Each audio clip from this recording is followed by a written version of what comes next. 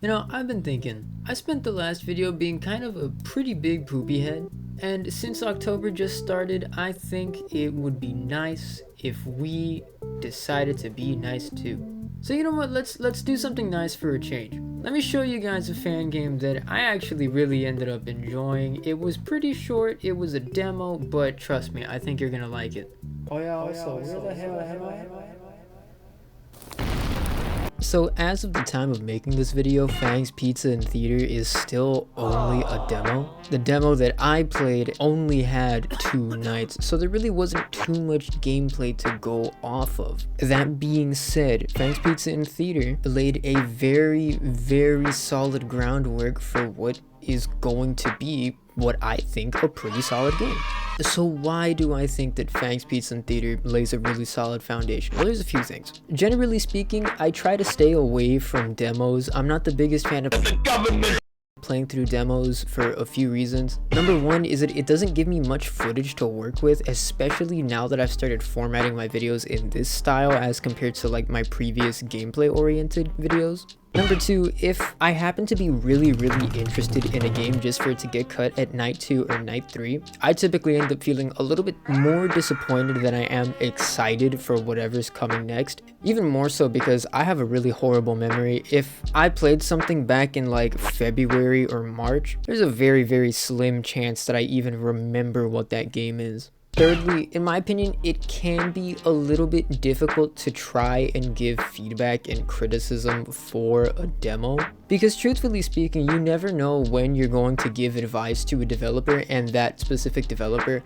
happens to be absolutely insane. Thankfully, I've never had any experiences like that. The developers that I have interacted with before happen to be some of the chillest, down-to-earth people that I've had the privilege of working with.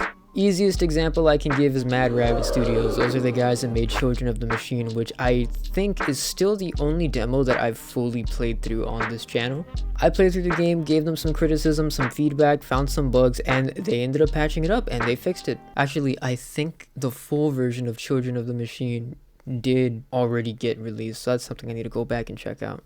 Okay, but all of that aside, let's really focus on Fangs now. One of the first things that caught me off guard, especially because of the fact that it's a demo, is just how much polish is behind Fang's Pizza in Theater. Like, whenever I played Children of the Machine, the game was pretty solidly put together, but you could still tell where it was lacking polish. You could still tell where it was rough around the edges. You could still tell, oh, okay, maybe this needs to be worked out, or maybe we need to go back and remodel this specific character, or we need to just, you know, adjust small things here and there.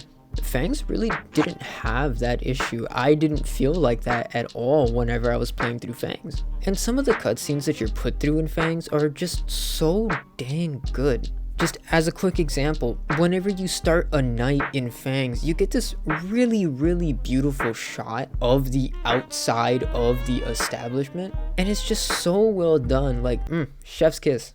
I'm not gonna say that this is true to the same extent once we get into the actual game, because obviously there's limitations between what we can do with a cutscene and what we can do with actual playable game. I understand that, so I'm not really gonna make it too big of a deal. That being said, Fangs manages to blur the line a little bit between the difference that you would expect in quality between the cutscenes and the actual game. And I know this is like the second or third time that I mentioned this game. I really need to get to it at this point, but I played a fan game called Control Z on a stream a long time ago at this point, and the cutscenes for the game were genuinely so absurdly good. And the gameplay was also really good.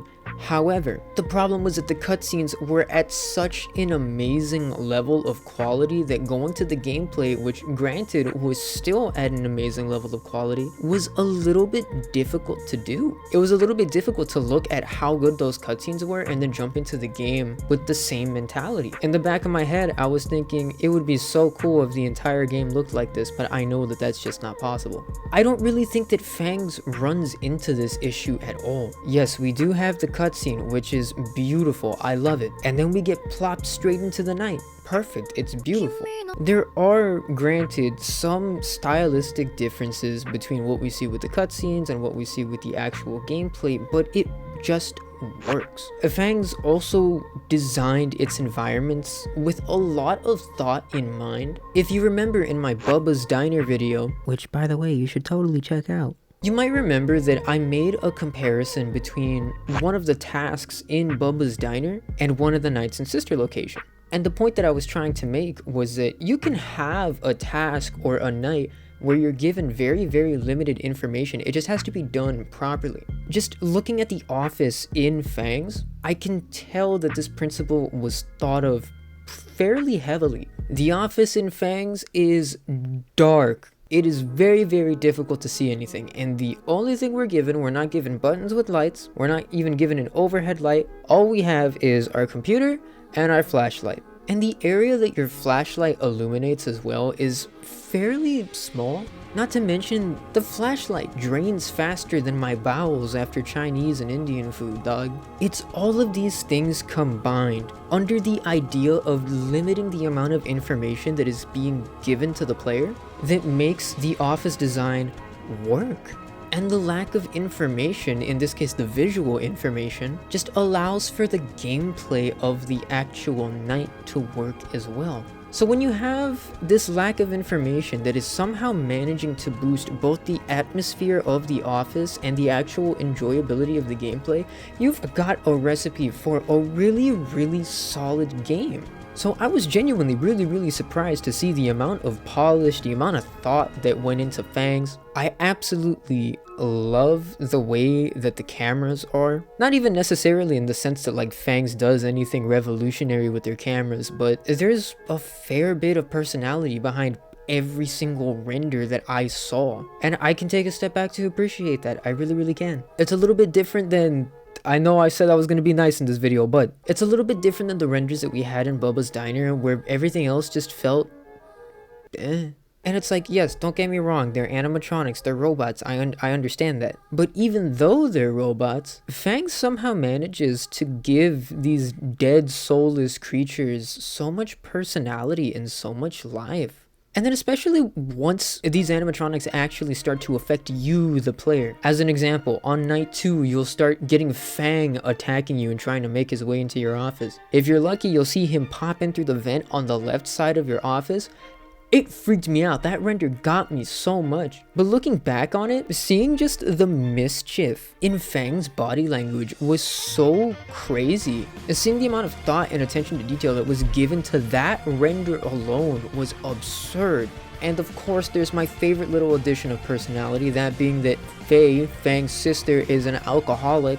Trust me, buddy, I know that it gets hard. Drink to that one. Seriously, the amount of thought and polish and attention that was given to Fangs was crazy for a demo, bro. For a demo. Okay, but what about the actual gameplay? What about the mechanics? What about the actual nights? Like I said, I'm not really praising Fangs for doing anything absolutely revolutionary or game-changing. And that's a sentiment that I believe holds true for the actual gameplay as well. It's nothing crazy. The entire gameplay and mechanics of Fangs is just the animatronics are gonna come to you. Use your flashlight to make them go not to you.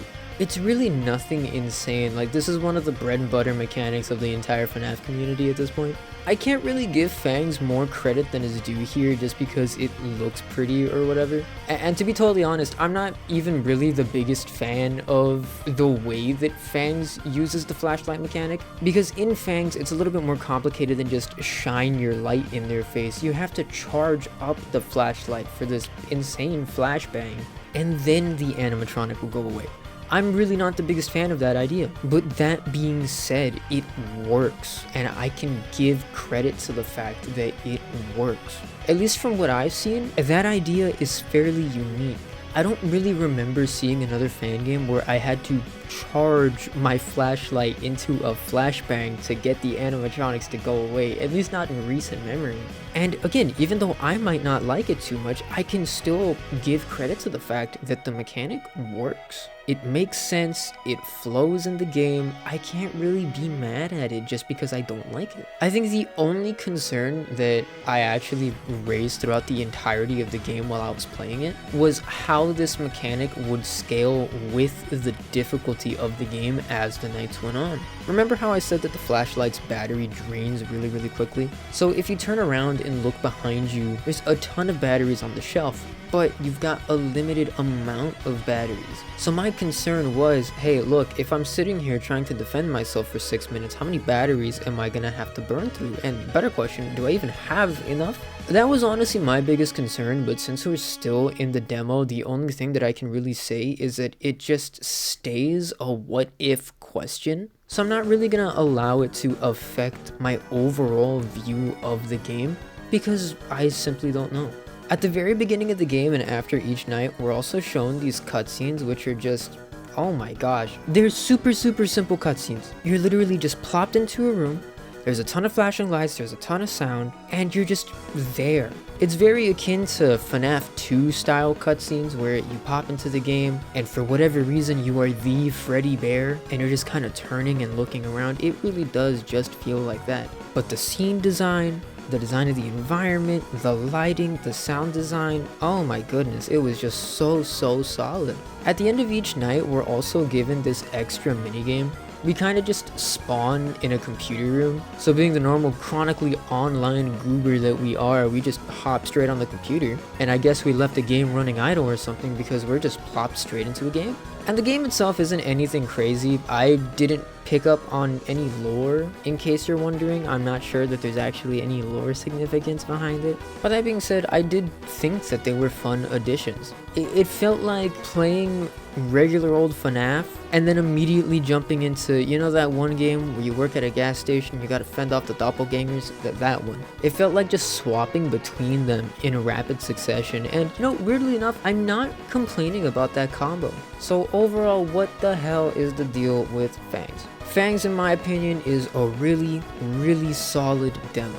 I can't really give it more credit than it's worth, because like I said, Fangs doesn't really do anything revolutionary. It doesn't go out of its way to necessarily be the best thing ever, but it definitely does make the effort to, at the very least, stand out and be of really good quality, which I can appreciate. The extra small bits added in between, like the cutscenes and the mini games, is honestly just icing on the cake. Obviously, the only problem being that since this is a demo, we don't really have the full cake. It's like baking a cake and then throwing 3/4 of the cake out and then just icing that last quarter that you have. In this case, it's not necessarily a bad thing, but like I said, I can't give Fangs more credit than what it's worth. In my honest opinion, as a demo, standalone, I would very happily give Fangs like a 7, maybe a light 8. It's just a really solid game.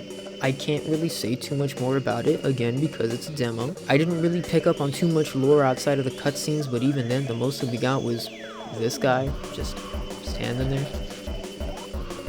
Yeah. But all that being said, if you're looking to kill like a solid 30 minutes, and for whatever reason you want to kill those 30 minutes with the FNAF Fangame, go ahead and check out Fangs, dude. It's a really solid fan game. I think it's a really solid experience, and I think that you would enjoy it. Alright, well anyway, thank you guys so much for watching. I really appreciate that you stuck around to the end. Make sure you join the Discord server, link is in the description. Make sure you check out the second channel too. I'm working on a really weird video. Yeah, don't ask questions, I really don't know either. If you liked the video, consider liking the video and subscribing. And if you really liked the video, consider getting a channel membership. Channel members get access to the raw footage about 5 days before the final video comes out. You'll get access to members only live streams, and your name will pop up during or after the video. Alright, my slimes, I'm going to go